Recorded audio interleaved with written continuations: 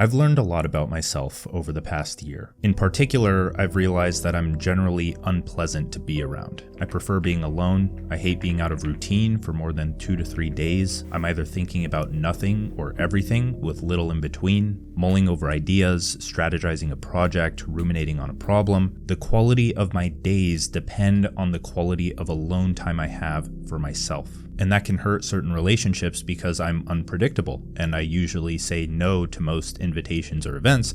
And so when I say no, then people assume, okay, he doesn't want to go, and then they stop inviting me. Now, at first, I thought this was a character flaw. I wanted to change it. I wanted to be more pleasant to be around. Because frankly, we've been raised to be kind in all circumstances, to never show teeth. We're often told to let loose a bit and exchange our version of fun for theirs. We're afraid of looking like bad people because we hold a delusional self-image. We think of ourselves as noble and kind, but we can never live up to that. And when I tried to be pleasant to be around, I just found myself trying to be more kind. I saw myself putting on a mask, and that just led to people taking advantage of me. When I would try to lighten up a bit and enjoy myself, then my life would only get worse because I'm not staying true to my goals and values. My focus would split, my progress would stall, and the goals that used to bring me joy now brought me pain because pursuing the goals was so much harder when you're letting loose and enjoying yourself. Now, after some thought, I realized that being unpleasant is a sign you're on the right path. When I observe people I look up to, their mission comes first. That's what makes life enjoyable. And if that enjoyment is taken away, it spreads into their work, their loved ones, and their friendships. So if you know what you want and you don't fold to what others think you should want, you're going to be unpleasant to be around, because the byproduct of knowing what you want is being disagreeable. In fact, when you become more disagreeable, you'll realize that people actually want to be around you more because they trust you. If you're too agreeable, people can smell that. They can sense it, and they can tell that you're fake, because nobody can live up to that noble and kind self-image that we all think we should have. People can tell when you're putting on an act like everyone else.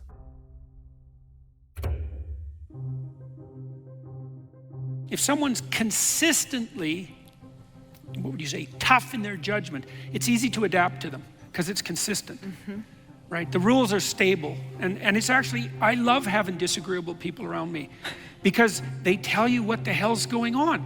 Agreeable people, they're always covering everything. It's okay, it's nice. It's like, no, it's not. It's not nice. There are plenty of problems. Canadians are like that. It's like, it's so sickening. It's like we've elevated nice to the highest. As long as you're nice. It's like, as long as you're nice, you can lie, you can cheat, you can steal, you can pretend, you can be willfully blind. Yeah, as long as you're nice. It's like, no.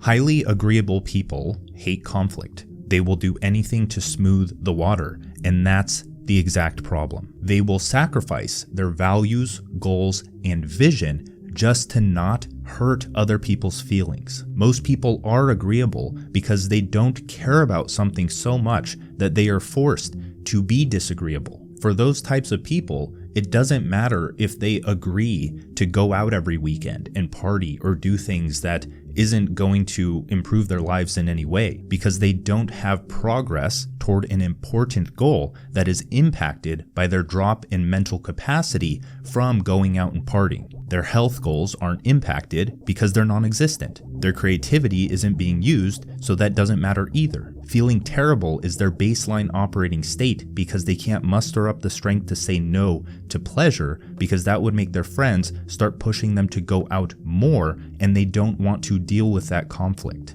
If you are an agreeable person and you are unhappy with the relationship you're in or how much you're being paid or anything like that, you will avoid standing up for yourself and your life won't change. So when you're agreeable, 3 things tend to happen. One is that problems silently build into ambient anxiety that can't be escaped until you have difficult conversations. 2, the dream of others take priority over your own, making everything feel unfulfilling and bleak. And 3, you don't get what you want out of life. You die with regrets. Now, the good thing is you don't have to become a nasty person to turn it all around. So we need to learn how to be more disagreeable. High agency people are disagreeable. They have to be, because if they want to act toward their own goals, they must first disagree with the default path that society wants them on. Then they must say no to all the distractions that attempt to pull them in a different direction. Steve Jobs was notoriously disagreeable. He had a vision and was uncompromising in achieving it, which was often shown with his intense perfectionism and brutal honesty. Now, we don't need to call our employees' work shit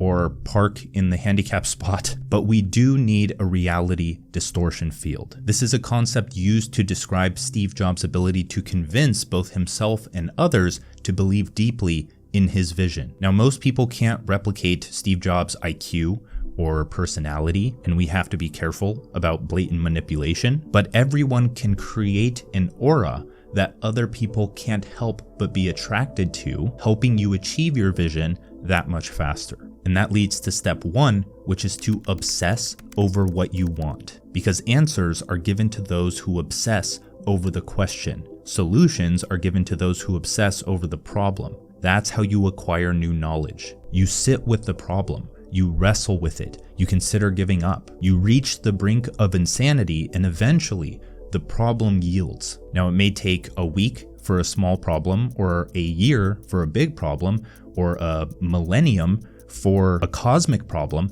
but there is never a problem that can't be solved. Just because you can't wrap your head around how to solve a problem in your life, and just because it can't be done in a year, doesn't mean it's impossible. It means that you haven't broken down the goal into tangible enough steps that lead to a development in your skill and acquiring the resources and people necessary to believe in that vision and guiding them towards it. The most important task in your life is to figure out what you want. Because if you don't, and most people don't, you will be manipulated and taken advantage of. Because you can't be distracted from a non-existent goal. And if you don't have a goal, you don't learn a thing if you don't have an aim for your learning. Humans are goal-oriented creatures. We need purpose. What we act toward creates who we are. When others assign us the goals that lie in the default path, we pursue them without question, and we slowly become a clone working toward a life that we didn't choose. So, to figure out what you want, in the simplest way possible for the sake of this video, is to obsess over it. To obsess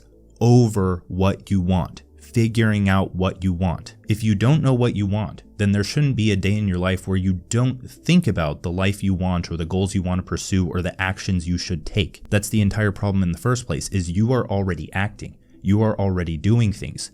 It's just not intentional action toward a goal, and you don't realize that you're still pursuing a goal with those actions. So if you can look at your actions and see what goal they're leading toward, you'll probably realize, hey, I don't want to end up there. And that clarity alone is priceless, because it starts to add a brushstroke to the painting of what you want. What you want is a painting that you paint through mistakes and realizing what you don't want. It's not just this clear image. It's something you create through intention and contemplation. The simple act of just thinking about what you want, thinking about what you should do, thinking about the actions you should take, it starts to rewire your mind. You begin to notice what you don't want, like the job, or the lack of financial stability, or the lack of a partner, and you can start to understand, okay, why don't I have these things? Okay, maybe I should do this instead. And once you have at least some kind of clarity towards what you want, being disagreeable is a feature of knowing what you want and not compromising on it. Now, step 2 is to believe you are better than most people, and this will not sit right with a lot of people, but you need to believe that you can do better than someone else. Not in the sense that you are somehow superior to them as a person, but that you can create something that is just better enough so you have a chance to compete. Because think about it, why would I create a note-taking software if I didn't think that I could at least add some kind of value to the space? Why would I create videos if everyone had already created all the value there is to offer out there? Why would I write 2 books? Why would I do anything if I don't believe that I can do something better? That's why most people don't create their lives, but their lives are created for them, because they think everything's fine, or they don't even think about that. They don't have the belief that they can do better than someone who has already done a good job. Because the reality is, what most people create isn't that good. I mean, hell, my stuff isn't perfect, not even in the slightest, but I have subscribers, I have readers, I'm able to do what I want. The world is 99% consumers and 1% creator. The creators aren't some magical beings that have knowledge that you don't. They simply knew that they had to create in order to get the life they want, as that's the only way to have full control over their time, money, labor, all of their resources in life. Because if they are created, or they create for someone else, rather than self-direction, self-governance, directing their own creation, then they're not in control of those resources. If you don't believe that any product or writing or design or anything can be better in some major or minor way, first, you're lying to yourself, and second, you're not going to do great things. Again, to avoid conflict. When you believe that something can be improved and act on that belief, you have the potential to contribute something valuable to the world. And if you don't have something valuable to offer, nobody is going to care enough to pay you or support you or join your cause. All of those things are necessary to getting what you want. Most people are starving artists because they just care about creating this fancy smancy art, but not how the market perceives it, so that they can sustain their art and business. If you want to do art as a hobby, perfectly fine. If you want to turn it into some kind of career and you actually want to control the resources in your life and spend more time on your art, then merge it with business. Now, step 3 is to create a plan that stretches what's possible. Because you know what you want. You have something to improve or something to create which moves you toward what you want. Now you need a plan that brings order and clarity to both your mind and the minds of those you will need to persuade for the resources, time, attention, money, labor, and knowledge necessary to build your vision. But not just any plan. Success is a measure of the people who care about what you do. Investors, friends, employees, potential customers won't care about a boring plan they've never heard before. Now, this has to be a challenging plan. It has to be difficult. It has to be slightly delusional, but achievable. Like Steve Jobs, he was notorious for demanding that products or features be delivered on timeframes that engineers didn't think they could hit. And so with a deadline and challenge and novelty and being delusional or extreme, watch my last video on you need to be extreme if you want your life to change. This leads to a few things. One is that it increases the potential for flow state. So when the task is just on the edge of being impossible, you become one with that task and distractions disappear. 2 is that it forces creative thinking. So when I have a 4-hour deadline for my work, almost magically, I find a way to get the highest quality work done within that time. And 3 is that it demands ruthless prioritization. Pressure eliminates the ability to think about nice-to-haves and forces you to focus on what's necessary. This is a recipe for being disagreeable. If you even think about being distracted from your vision, everything starts to fall apart. And since a vision is such a large part of your identity, and your identity wants to protect itself and survive just like your body does, then you will do anything to avoid that reality. When you're identified with such a grand vision, your mind doesn't let you lose. And lastly, step 4 is to master persuasive communication, because there's a stark difference between persuasion and manipulation. Persuasion is inspiring people to act on something beneficial for both parties, both you and the other person, while manipulation is misleading people to act on something beneficial only to the manipulator. Now, this is always surprisingly a touchy subject, but I just want to make it clear. If you give attention to anything, you are being persuaded and manipulated. Most of your beliefs and personalities are the results of people persuading you or manipulating you with their ideas into doing something, and those ideas stuck with you because you didn't know any better as a child. So unless you live in the void, you are both persuading and being persuaded and manipulating and being manipulated. For that reason, you may as well just study it so you can make it conscious to yourself and do less of the manipulation and more of the persuasion. Because if you want to get what you want, you probably can't do it alone, right? If you want to start a business, you need customers. How are you going to get those customers to pay you? You need other people. You need investors, you need teammates, you need employees, maybe you need customers, or you can do it as one person, but you still need customers. And you still need an audience of people who care about what you do. So to be persuasive, you need two things. The first is enough research to articulate your argument so you can back up why you think your way is better. And then second is a compelling story that illustrates a transformation. The mind makes sense of the world in stories, and stories get people to care about what you do. That is persuasion in a nutshell. Literally, just get good at storytelling. This isn't a video on storytelling, but if you can start to frame your mind to think in problems and solutions, or befores and afters, and just bridge everything between that and everything you do, then you will be more persuasive than 99% of people. If you want to achieve something and you think, okay, you are here, you're at the before state, do you want to get here?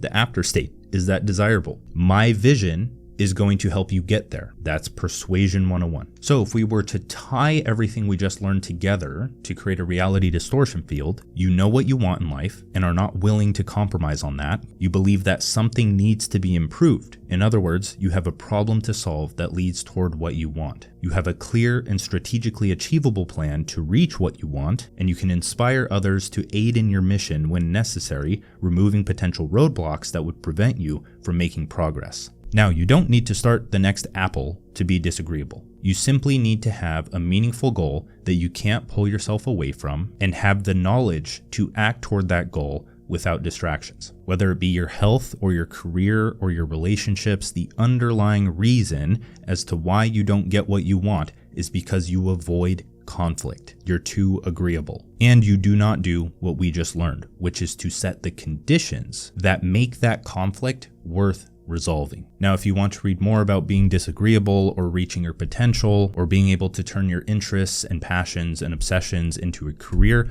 I would recommend subscribing to my Substack, where you get free letters each week. And on the paid tier of that, there is also the One-Person Business Launchpad course, a lot of writing strategies, marketing strategies, AI prompts, so on and so forth. So check that out with the link in the description. And if you just want to continue watching videos, I would highly recommend watching my last video on You Need to Be Extreme if you want your life to change. So again, thank you for watching, like and subscribe while you're still here. I'll see you in the next video.